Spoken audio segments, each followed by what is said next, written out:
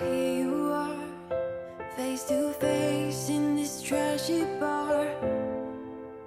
Another glass and I am going places, makes me laugh about the irony of... Il parco delle risorgive di Codroipo è davvero molto bello e sembra ieri che, partiti da Verona, ci passavamo per arrivare a Trieste seguendo la ciclovia Ida. Questa volta il nostro progetto è percorrere un anello che, seguendo il corso dei fiumi minori della pianura friulana, toccando la laguna di Marano e sfiorando le pendici delle Prealpi Giulie, ci porta a godere di un paesaggio che ha pochi eguali in Italia e dove i panorami hanno un sapore già quasi mitteleuropeo. Tra il tagliamento e l'Isonzo, numerosi corsi d'acqua minori attraversano la pianura. Tra questi ci sono le rogge, che sono state scavate per secoli dall'uomo per irrigare i terreni e mitigare le secche del Torre e del Natisone. Oggi comunque partiamo dallo Stella. Questo spettacolare fiume di risorgiva nasce poco a sud di Codroipo e sfocia nella laguna di Marano, dove, a Marano Lagunare, trascorreremo la prima serata.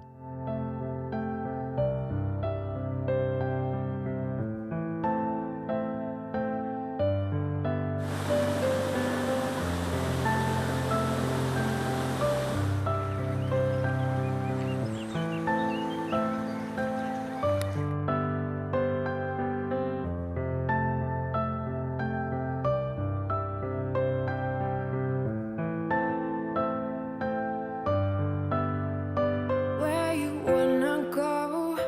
I am all about adventure times. Another drink and I'll go anywhere. The way you smile, like a flash in the universe. You are illuminating. Oggi il vento ci ha messo il suo, ma questo non ci ha impedito di godere dei panorami offerti dal territorio. Le fioriture ci hanno accompagnato per tutto il viaggio, poi il borgo di Sterpo, il castello di Flambruzzo, dove abbiamo pranzato in riva ad un limpidissimo canale, ancora gli alberi secolari del parco di Villa Otelio Savognano, che, ex castello del Trecento, si affaccia sullo Stella in un angolo di struggente bellezza. And oh baby, you are something special, I'm sure. Everything makes total sense when you're next to me.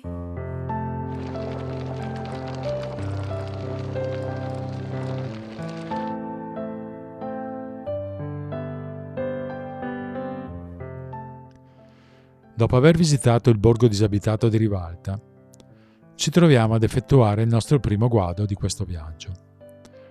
Un tronco che sembra appena tagliato è buttato lì tra le due rive di un piccolo fosso, che altrimenti sarebbe stato impossibile attraversare.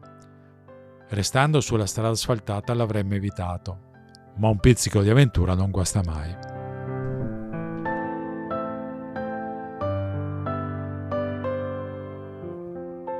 Even if I told you I could never let you go, I am not so sure you believe me.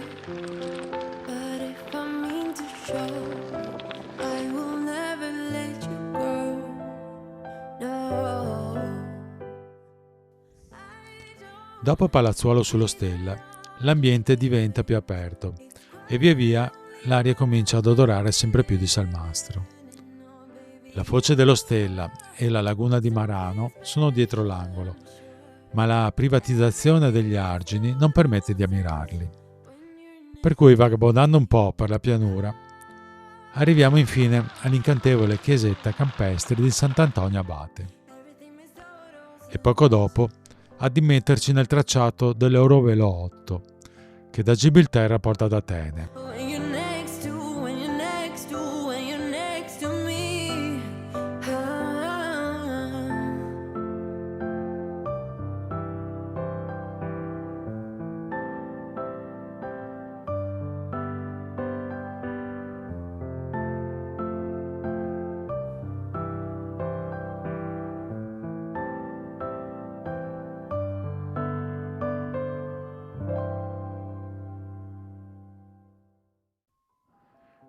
Borgo marinaro abitato fin dai tempi di Roma, Marano lagunare mantiene perfettamente la fisionomia veneziana che l'ha contraddistinta negli ultimi secoli. Uscendo dal paese verso sud, si entra nell'ambiente selvaggio della laguna, che vista da qui pare appartenere ad un mondo lontano. 밤이 지나고 빛이 쏟아지길 삶이라는 건 답이 없었고. Ritornati sui nostri passi, riprendiamo la ciclovia del Mediterraneo, che ci accompagnerà fino a Cervignano. I luoghi attraversati sono solitari, i paesi pochi. Il porto di Nogaro ci sfila accanto e l'ameno borgo di Malisana ci invita ad una sosta. Lasciata sulla destra Cervignano del Friuli, ci immettiamo in un'altra famosa ciclovia. L'Alpe Adria attraversa le terre d'Austria e del Friuli. Parte da Salisburgo ed arriva fino a Grado. Pochi chilometri a fianco della statale e seguendo le indicazioni della ciclovia arriviamo a Strassoldo. Questo piccolo borgo medievale è conservato in maniera straordinaria. Inoltrandosi tra le mura dei castelli di sopra e di sotto, pare di fare un salto indietro nel tempo di qualche secolo. Il tempo è splendido e anche il vento è calato in maniera considerevole.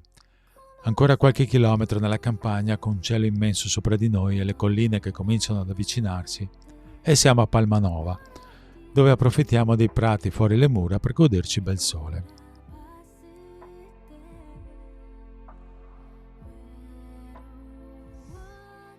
Lasciata questa città murata, puntiamo ad est in direzione del Torre. In questo tratto del fiume l'acqua scompare nel sottosuolo e quindi prevediamo di guardarlo attraversando le ghiaie poco a nord dell'emissione del Natisone. Lo spettacolo che si apre davanti a noi, quando arriviamo sull'argine, è grandioso. Le ghiaie, abbacinanti, sono a perdita d'occhio. Il cielo è di un blu cobalto ed in lontananza le cime del gruppo del Triglav sono innevate. Passato il Torre l'ambiente non cambia. L'acqua cristallina del Natisone e delle rogge, i ciliegi in fiore e le montagne ormai vicine formano un paesaggio affascinante. Pedalare è un piacere nonostante qualche lieve salita ci faccia utilizzare i pignoni più grandi.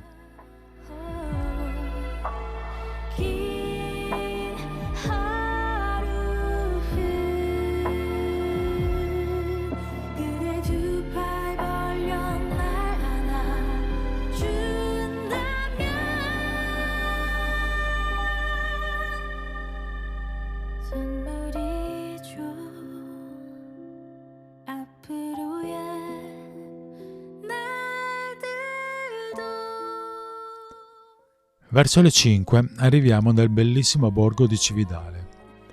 Fondato da Giulio Cesare con il nome di Forum Iulii, diede origine al nome dell'intera regione.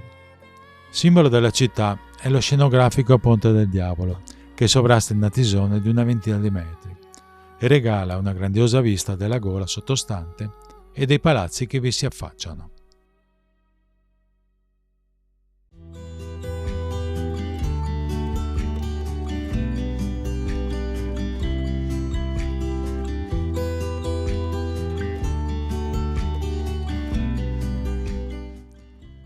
Stamattina ripartiamo verso ovest, nuovamente in direzione del Torre. La giornata è magnifica e ci aspettiamo grandi cose. Il guado del fiume arriva all'improvviso e si preannuncia impegnativo. Al contrario di ieri, quando la traccia era battuta, oggi dobbiamo letteralmente attraversare il greto del fiume. Ovviamente dobbiamo scendere e spingere. Per fortuna l'ambiente è particolarmente selvaggio. Non possiamo non fermarci ad ammirare tanta bellezza. Risaliti sull'argine opposto, imbocchiamo verso nord l'itinerario ciclabile del Torre. Questi 9 chilometri, fino al ponte di Savorgnano, sono tra i più belli di tutto il viaggio.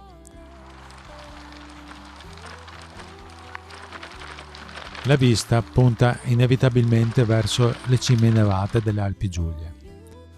Ma i campi con le garzette, ciliegi in fiore, gli alberi ancora senza foglie con i rami contorti che puntano al cielo Il tutto crea una coreografia che toglie il fiato.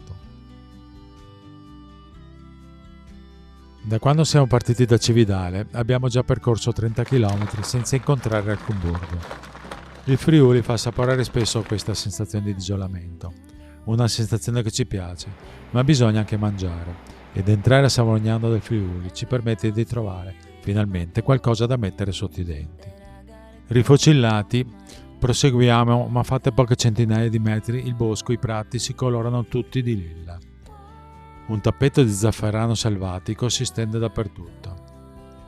Oggi la tappa è breve e quindi possiamo fare una sosta e inebriarci di questo tripudio di colori.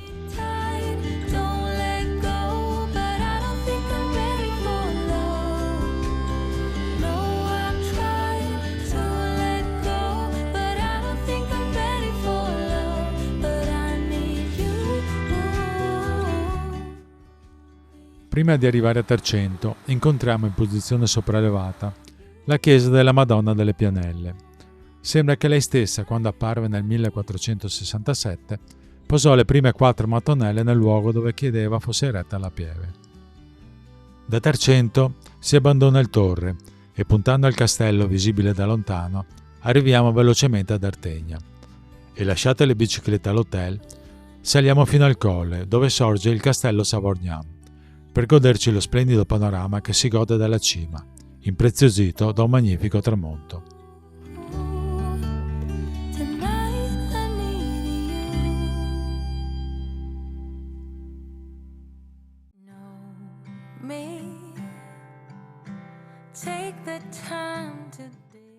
Il nostro breve viaggio nelle terre della Bassa Furlana oggi giunge al termine. Anche questa mattina l'aria è particolarmente tersa e le colline sembra di poterle toccare con la mano.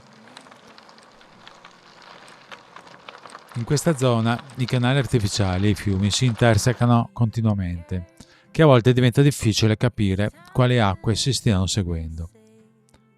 Nei primi chilometri di questa ultima tappa tocca all'Edra farci della guida. Le sue acque sono cristalline, come quelle di tutti gli altri corsi d'acqua che abbiamo incontrato.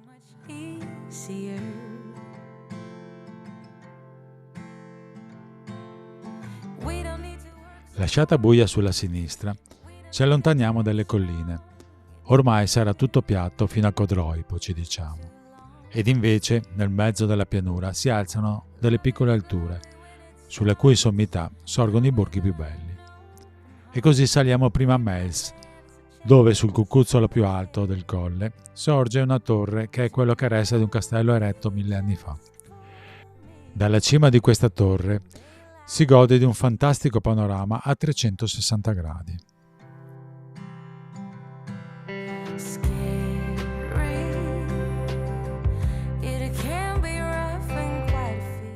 Proseguiamo verso ovest, in mezzo alla pianura.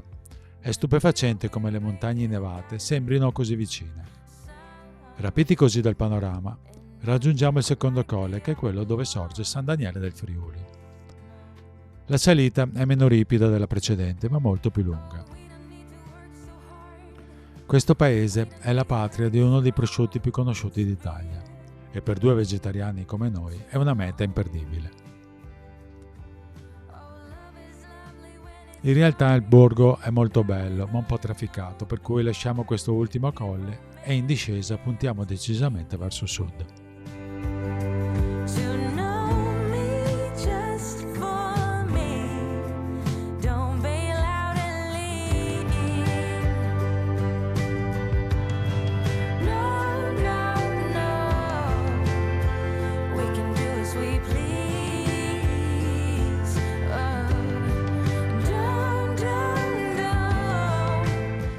Fuori dai centri abitati, le strade sono sempre poco trafficate ed infatti ad un certo punto una lepre attraversa tranquillamente la strada, dandoci modo di osservarla in tutta calma.